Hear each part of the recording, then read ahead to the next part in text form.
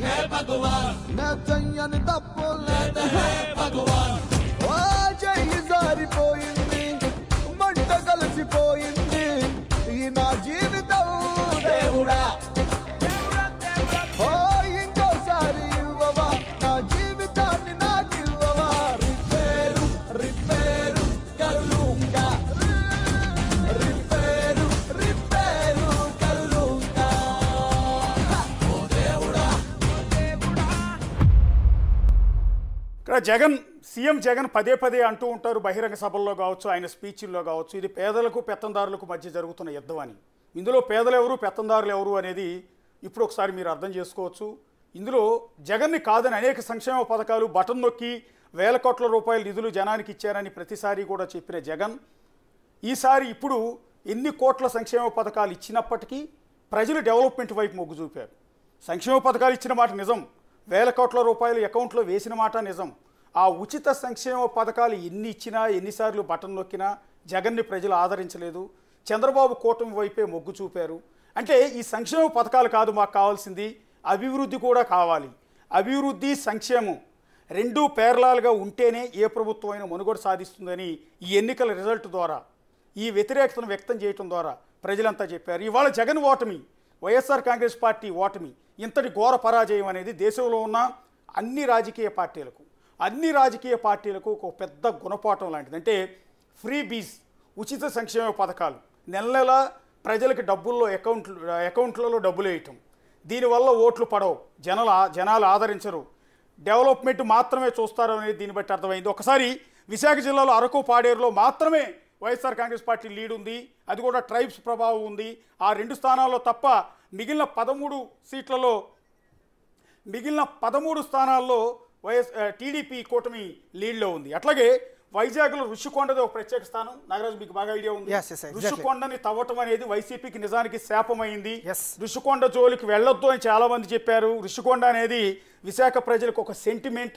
అలాంటి కొండ మొత్తాన్ని కూడా తవ్వేసి దాని మీద జగన్ నివాసం కోసం ఒక ఇల్లును కట్టుకోవటం అనేది తీవ్రమైన విమర్శలు. విశాఖ ప్రజలు దాన్ని చాలా సీరియస్గా తీసుకున్నారు.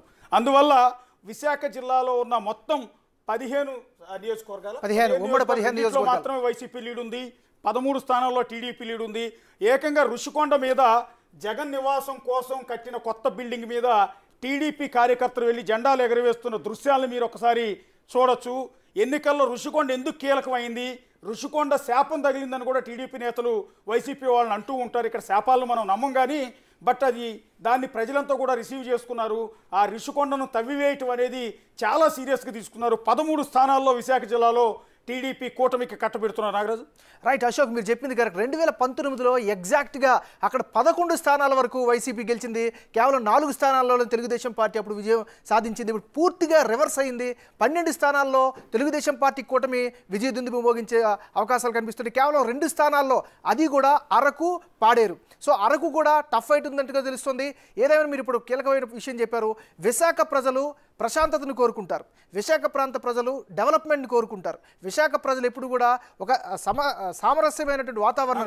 మీరు ఒకసారి విశాఖ ప్రజలు చాలా శాంత స్వభావాలు. నిజంగా ఉత్తరాంధ్ర మొత్తం శ్రీకాకుళం, విజయనగరం, విశాఖపట్నం 3 జిల్లాల ప్రజలు శాంత స్వభావాలు. కోస్తా రాయలసీమతో కంపేర్ చేస్తే వాళ్ళంతా చాలా ప్రశాంతతను కోరుకుంటారు. కానీ అలాంటి విశాఖ జిల్లాలో వైసీపీ నేత విజయసాయిరెడ్డి అక్కడ ఇన్ఛార్జిగా ప్రకటించిన తర్వాత అక్కడికి వెళ్ళిన సందర్భంలో ఆయన మీద అనేక వివాదాలు, ఒకటి భూ కబ్జాలు కావచ్చు, అక్కడ ఉన్న అనేక అలిగేషన్స్ ఆయన మీద రావటం. సో దానివల్ల భయపడిపోయారు. ఒక విధంగా చెప్పాలంటే ఉత్తరాంధ్ర ప్రజలు కావచ్చు, విశాఖ ప్రజలు కావచ్చు భయపడిపోయారు. ఎక్కడెక్కడ వాళ్ళు వస్తూ ఉన్నారు, ఇక్కడ రాజధాని అంటూ ఉన్నారు, ఇక్కడ విజయసాయిరెడ్డి మీద వచ్చిన అలిగేషన్స్ కావచ్చు, భూ కబ్జాలు కావచ్చు, వీటన్నిటితో అక్కడ ప్రజలంతా కూడా భయపడిపోయారు, మార్పును కోరుకున్నారు. అందుకని వైసీపీని కాదని టీడీపీ కూటమికి 13 స్థానాల్లో కట్టబెట్టారు. ఇంకొకటి ఇప్పుడు మనం విజువల్స్లో చూస్తున్నాం స్క్రీన్ మీద, ఒకసారి స్క్రీన్ మీద చూడండి. అది విశాఖ ఋషికొండ. ఆ ఋషికొండను తవ్వేసి అక్కడ బిల్డింగ్ కట్టడం అని. అంతకుముందు హరిత రిసార్ట్స్ ఉండేవి ప్రభుత్వం, అది కూడా చిన్నగా ఉండేది, పెద్ద నష్టం ఉండేది కాదు, అవి కూడా అందంగానే ఉండేవి. కానీ అలాంటి కొండ మొత్తాన్ని బోడుగుండు చెక్కినట్టు చెక్కేసి దాని మీద సీఎం కోసం విశాఖ రాజధానిగా మార్చిన తర్వాత సీఎం నివాసం ఉండటానికి, అది కూడా సీ వ్యూ అంటే సముద్రం ఎదురుగా కనిపించేలా ఋషికొండ మీద ఆయన ఒక పెద్ద రాజభవనాన్ని కట్టుకున్నారు. ఒక విధంగా చెప్పాలంటే ఒక పెద్ద ప్యాలెస్ని కట్టారు. ఆ ప్యాలెస్ని చూడటానికి కూడా మీడియా ప్రతినిధులు కావచ్చు, పొలిటికల్ పార్టీల నేతలు కావచ్చు, ఏ ఒక్కరూ ఇంతవరకు అడుగుపెట్టలా. ఈ రోజు వరకు ఎవ్వరు అడుగుపెట్టలా. కానీ కొద్దిసేపటి